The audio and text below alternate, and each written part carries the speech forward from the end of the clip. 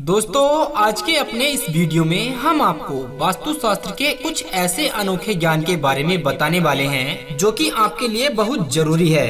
वास्तुशास्त्र में कहा जाता है कि नहाते समय भूलकर भी यह कार्य हमें नहीं करने चाहिए। ये गलतियाँ कभी नहीं करनी चाहिए, अन्यथा हमसे देवता नाराज हो जाते हैं। हिंदू धर्म शास्त्रों में स्नान को लेकर कुछ विशेष नियम बताए गए हैं जिनका पालन हम सभी लोगों को करना चाहिए। आधुनिक समय में स्नान करने की क्रिया में बहुत ही बदलाव आया है। दोस्तों, जैसे पहले लोग खुले में, नदी में, तालाब में स्नान किया करते थे, वहीं अब वर्तमान में स्नान करने के लिए लोग आधुनिक स्नान घर बनवा रहे हैं जो कि पूरी तरह से छुपे हुए रहते हैं। आज हम आपको बताने की कोशिश करेंगे कि एक व्यक्ति को स्नान के समय किन किन नियमों का पालन करना चाहिए। अगर जानकारी आपको अच्छी लगे ना, चैनल को सब्सक्राइब जरूर करना। दोस्तों, स्नान को लेकर पद्म पुराण में ये नियम बताए गए हैं कि हमें किसी भी स्थिति में पूर्ण नग्न होकर स्नान नहीं करना चाहिए। ऐसा करने से मनुष्य पाप का भागीदार बनता है।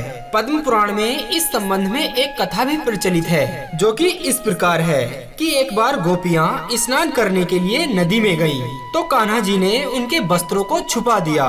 गोपियाँ जब अपने वस्त्रों को ढूंढने लगी तो उनके वस्त्र उन्हें नहीं मिले।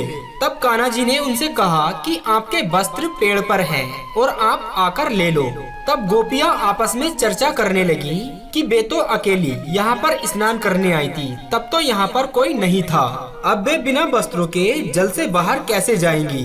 तो दोस्तों, श्री कृष्ण ने बताया कि ऐसा तुम्हें लगता है कि यहाँ कोई नहीं था, लेकिन मैं तो हर पल हर जगह मौजूद होता हूँ। आसमान में उड़ते पंछियों के रूप में, जमीन पर रेंगने वाले कीड़ों के रूप में, पशु पक्षियों के रूप में रहता हूँ और जल में मौजूद जीवों ने भी आपको नग्न अवस्था में देखा है। इतना ही नहीं, जल में नग्न होकर प्रवेश करने से जल रूप में मौजूद वरुण देव ने भी आपको देखा है। दोस्तों, ये उनका घोर अपमान है।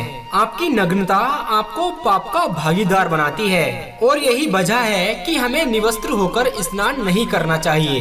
दोस्तों, गरुड़ देव ने बताया गया है कि जब आप लोग या हम स्नान कर रहे होते हैं तो रक्षक के रूप में आपके पितृ आपके आसपास मौजूद होते हैं। वे आपके वस्त्रों से गिरने वाले जल को ग्रहण करते हैं जिनसे उनकी तृप्ति होती है। दोस्तों, निवस्त्र होकर स्नान करने से पितृ अतिरिक्त होकर नाराज हो जाते हैं जिनसे व्यक्ति का तेज, बल, रंग रूप और धन दौलत नष्ट हो जाती है और उसी समय से व्यक्ति को पितृदोष भी लगना शुरू हो जाता है। दोस्तों, नहाने के बाद बाथरूम को गंदा छोड़ने की भूल कभी ना करें। ये आदत व्यक्ति की सबसे बुरी मानी गई है, पर कई लोग नहाने के बाद बाथरूम में गंदा पानी ही छोड़ देते हैं या फिर बिना वजह पानी की बर्बादी करना शुरू कर देते हैं। दोस्तों, इन दोनों ही बातों से वरुण देव नाराज हो जाते हैं। ये आदत ज्योतिष शास्त्र के नजरिए से दुर्भाग्य बढ़ाने वाली होती है। और दोस्तों, अंत में बताया गया है कि जो लोग बाथरूम को गंदा छोड़ते हैं उनको चंद्रदेव के साथ ही राहु केतु का भी दोष लगता है। दोस्तों, राहु केतु छाया ग्रह है और दोनों हमेशा वक्रीय रहते हैं। जानकारी के मुताबिक हम आपको बता दें